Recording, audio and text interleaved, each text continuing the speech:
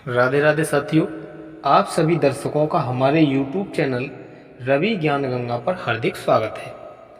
और जो भी दर्शक हमारे चैनल पर पहली बार आए हैं तो वे हमारे चैनल को सब्सक्राइब करके बेल आइकन ज़रूर दबा दें ताकि इस तरह की वीडियो उनको समय समय पर मिलती रहे। तो देखिए, इस कहानी में आज हम जानेंगे कि किस तरह से एक चोर ने एक संत की वाणी को सुन करके अपने जीवन को धन्य किया। तो चलते हैं कहानी की ओर। तो देखिए, एक गांव में एक चोर रहता था और उसका काम चोरी करना था। अब समय का अभाव था, थोड़े समय बाद उसकी वृद्धावस्था थी, इसलिए उसने चोरी करना थोड़ा कम कर दिया था। और उसका एक ही लड़का था, तो उस लड़के को उसने अपने पास बुलाया अंतिम समय पर और उसने अपने लड़के को कहा कि देखो, अगर आप चोरी करने जाते हैं तो आपके लिए कुछ नियम हैं। पहला नियम ये है कि आपको अगर कोई भी पकड़ ले तो पकड़ने के बाद में आपको कितनी भी आपकी कोई पिटाई करे, परंतु आप उससे ये नहीं कहेंगे कि मैंने ये चोरी की है, लेकिन पिटाई आपके लिए झेलनी पड़ेगी, झेल लेना। दूसरी बात उन्होंने बताई कि आप कहीं पर भी ज्ञान की बातें हो रही हों, यानी धर्मशाला और मंदिर वगैरह में आपको नहीं जाना है। वो लड़का इतनी बातों को सुनकर के सहमत हो चुका था। पिताजी की अंतिम स्थिति थी, कुछ दिनों बाद पिताजी मर चुके थे। अब लड़का डेली अपना वही काम में बिजी हो गया, चोरी करने में ही। चोरी करता, अपना पेट पालन भरता था। तो एक दिन उनका लड़का था, चोरी करने गया तो वो पकड़ गया था।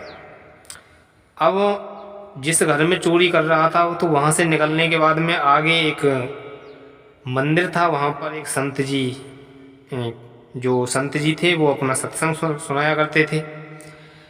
और अगर पीछे के लिए लौटता है तो वो घर में चोरी कर रहा था, वो घर वाले पीछे पड़े हुए थे। अब लड़के के समझ में नहीं आ रहा था कि मैं क्या करूं क्या ना करूं। तो उसके दिमाग में एक बात सूझी कि पिताजी ने तो मना कर दिया है कि आपके लिए किसी मंदिर में नहीं जाना है, तो जहाँ पर एक संत अपना प्रवचन दे रहे थे वो वहीं पहुँच जाता है और उन्हीं में शामिल हो जाता है। अब लड़का सोचता है कि हमारे पिताजी ने तो मना किया था कि आप किसी की बातों को, प्रवचनों को नहीं सुनना, परंतु उसने ऐसा सुनने के बाद में फिर अपने कानों को बंद कर लिया था।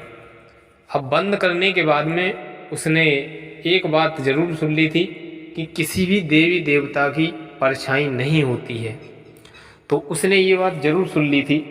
तो अब उसके बाद में मंत्रियों द्वारा आगे पता चला कि चोर इसी झुंड में बैठा हुआ है सत्संग वालों में, तो वो वहाँ से पकड़ा गया। पकड़ने के बाद में राजा के दरबार में पेश किया गया। जब राजा के दरबार में पहुँचा तो राजा ने उसे पिटाई कराई और पिटाई कराने के बाद में पता चला, उसने मना कर दिया कि भाई मैंने चोरी नहीं की। तो राजा ने कहा कि एक और तकनीक है जिसका प्रयोग करके देख लेते हैं। तो राजा ने कहा कि ये अपने इष्ट यानी देवी की पूजा करते हैं, ये चोर होते हैं। तो ऐसा करो, किसी एक स्त्री को बुला करके लाओ, ठगनी बोलते हैं उसे, और उसके लिए रुपए दे करके और वो देवी का रूप धर के इसके पास में आए तो वो बोलवा सकती है कि चोरी इन्होंने की है नहीं। तो उस ठगनी के लिए बुलाया गया और वो लेकर के आए उनके लिए। तो वो काली का रूप धर कर के आई उनके पास और बोली, बस बताओ, तुमने मुझे याद किया था, मैं आ गई। तो उस चोर ने कहा कि हाँ, मैं याद तो कर रहा था, परंतु आप सभी सही समय पर हमारे पास में आई हैं। तो जो आई हुई थी स्त्री, उसने कहा कि आप ये बताओ, आपने चोरी की है या नहीं की। तो आते हुए उसके एक बात दिमाग में आ गई, जो स्त्री आ रही थी तो उसकी परछाई बन गई थी वहाँ पर। तो परछाई देख करके वो बोला कि ये मामला कुछ गलत है।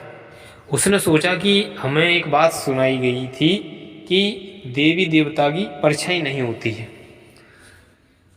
तो वो जो बात अपनी बताने वाला था हकीकत, उसने रोक लिया और उससे कहा कि देखो आप देवी हैं तो आप नहीं जानती इस बात के लिए कि मैंने चोरी की है या नहीं की।